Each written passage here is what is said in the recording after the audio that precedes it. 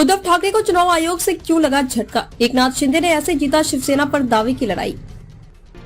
चुनाव आयोग ने आंतरिक विवादों के समाधान के लिए एक स्वतंत्र और निष्पक्ष प्रक्रिया पर भी जोर दिया। आयोग ने कहा कि इन प्रक्रियाओं में संशोधन करना कठिन होना चाहिए। महाराष्ट्र के पूर्व मुख्यमंत्री और शिवसेना संस्थापक बालासाहेब ठाकरे के बेटे उद्धव ठाकरे को शुक्रवार को चुनाव आयोग ने बड़ा झटका दिया। आयोग ने शिवसेना नाम और तीर कमान चुनाव पर एकनाथ शिंदे के दावे को स्वीकार कर लिया। अब शिंदे कैंप ही असली शिवसेना के नाम से जाना जाएगा। वहीं उद्धव कैंप को वह नाम और चुनाव चिन्ह बरकरार रखने की इजाजत दी जो उन्हें अक्टूबर 2022 में संपन्न हुए विधानसभा उपचुनाव से पहले सौंपा गया था। उद्धव खेमे की पार्टी का नाम शिवसेना उद्धव बालासाहेब ठाकरे और ज्वलंत मशाल चुनाव चिन्ह के रूप में मिला था।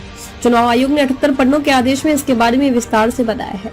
3 सदस्यीय आयोग ने इसमें कई टिप्पणियां की है और पार्टी संविधान का परीक्षण और बहुमत का परीक्षण जैसे कई मुद्दों के बारे में विस्तार से बताया है।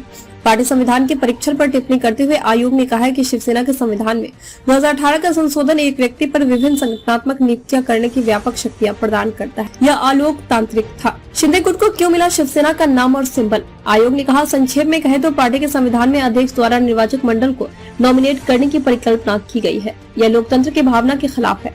चुनाव आयोग ने बहुमत के परीक्षण से संबंधित विभिन्न तथ्यों का विश्लेषण किया और निष्कर्ष निकाला कि शिंदे का समर्थन करने वाले विधायकों को 2019 के महाराष्ट्र विधानसभा चुनाव में शिवसेना के 55 विजयी उम्मीदवारों के पक्ष में लगभग 76% वोट मिले थे। आयोग ने कहा कि शिवसेना के उद्धव के नेतृत्व वाले गुट को सिर्फ 23.5% वोट मिले थे। एकनाथ शिंदे के नेतृत्व वाले समूह को शिवसेना नाम और उसके चुनाव चिन्ह धनुष और तीर आवंटित करने का आदेश देते हुए चुनाव आयोग ने शुक्रवार को यह भी कहा कि राजनीतिक दलों के संविधान में पदाधिकारियों के स्वतंत्र, निष्पक्ष और पारदर्शी चुनाव का प्रावधान होना चाहिए। चुनाव आयोग ने कहा है कि अक्सर बिना किसी चुनाव के लोगों को अलोकतांत्रिक रूप से नियुक्त करने के लिए पार्टी के संविधान को विकृत किया जाता है। चुनाव आयोग ने आंतरिक विवादों के समाधान के लिए एक स्वतंत्र और निष्पक्ष प्रक्रिया पर भी जोर दिया। आयोग ने कहा कि इन प्रक्रियाओं में संशोधन करना कठिन होना चाहिए। संगठनात्मक सदस्यों का बड़ा समर्थन सुनिश्चित करने के बाद ही संशोधन किया जाना चाहिए।